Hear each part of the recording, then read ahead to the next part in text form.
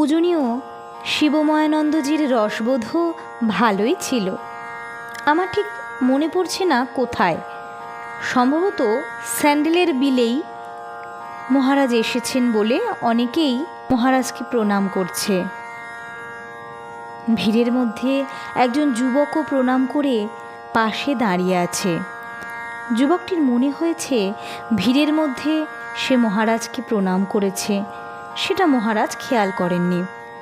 সেজন্য সকলের প্রণাম হয়ে যাওয়ার পর সে আবার প্রণাম করতে গেছে। সঙ্গে সঙ্গে মহারাজ তাকে ধমক দিয়েছেন, এই ছেলে, কতবার প্রণাম করবি? এটা কি বারোয়ারি পা পেয়েছিস? যতবার খুশি প্রণাম করলেই হলো। মহারাজ মানুষের প্রতি কীরকম সহানুভূতিশীল ছিলেন তার একটা ঘটনার উল্লেখ করতে চাই। বারাসাতের কাছে দত্তপুকুরে বাড়ি এক ভদ্রলোক পূজনীয় জ্যোতিরূপানন্দজির বিশেষ বন্ধু ছিলেন। ভদ্রলোক স্বামী বিরজানন্দ মহারাজের দীক্ষিত শিষ্য। টাকা পয়সার অনটন না থাকলেও আত্মীয় স্বজনরা তার কোনো খোঁজ খবর রাখত না। বাড়িতে বৃদ্ধ বয়সেও একাই থাকতেন, ফলে মানসিক অশান্তির মধ্যে ছিলেন। জ্যোতিরূপানন্দজি বিদেশ থেকে এলে তার সঙ্গে দেখা করতেন তো বটেই, আবার জ্যোতিরূপানন্দজি বিদেশে থাকাকালীনও শিবময়ানন্দজি মাঝে মাঝে বারাসাত থেকে আমাকে নিয়ে ভদ্রলোকের কাছে যেতেন ও তার সঙ্গে অনেকক্ষণ কথা বলে আসতেন। উদ্দেশ্য তার মনে একটু শান্তি দেওয়া। সংঘের সহসভাপতি থাকাকালীনও কয়েকবার তাকে দেখে এসেছেন।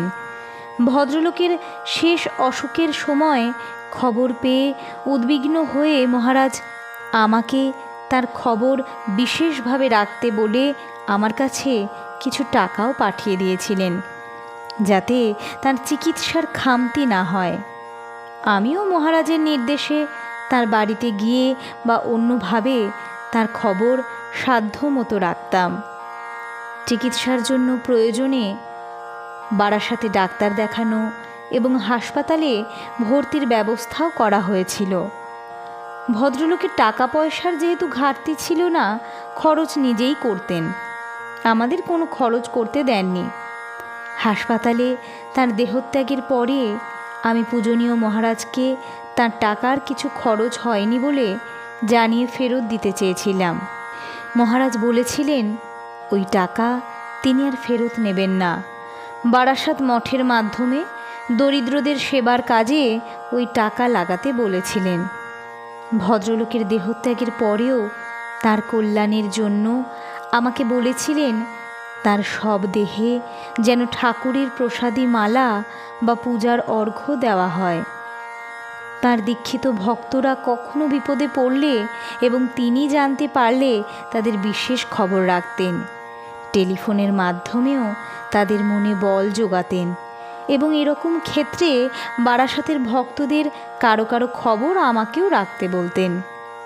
মহারাজ ছিলেন অত্যন্ত খোলামেলা, প্রাণ খোলা মানুষ।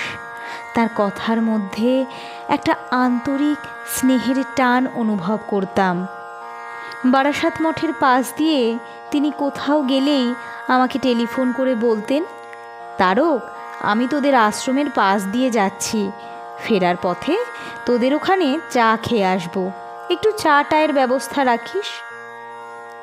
বলা বাহুল্য, এতে যে কী আনন্দ পেতাম আমি।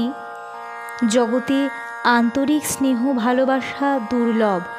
যে অল্প কয়েকজনের কাছ থেকে সেই স্নেহের পরশ পেয়েছি, তার দেহত্যাগের সঙ্গে সঙ্গেই সেই দুর্লভ আরও দুর্লভতর হলো। পূজ্যপাদ মহারাজকে প্রণাম জানিয়ে বর্তমান প্রসঙ্গ সমাপ্ত করছি। লিখছেন স্বামী অঘোরাত্মানন্দজি মহারাজ। স্বামী শিবাময়ানন্দজির স্মৃতিকথা 6 নম্বর গ্রন্থ থেকে সংকলিত। আলোর সন্ধানে, গল্পে গল্পে তত্ত্বকথা। ভিডিওটি ভালো লাগলে লাইক কমেন্ট করে জানাবেন। শেয়ার করার অনুরোধ রইল সকলের সাথে। ধন্যবাদ।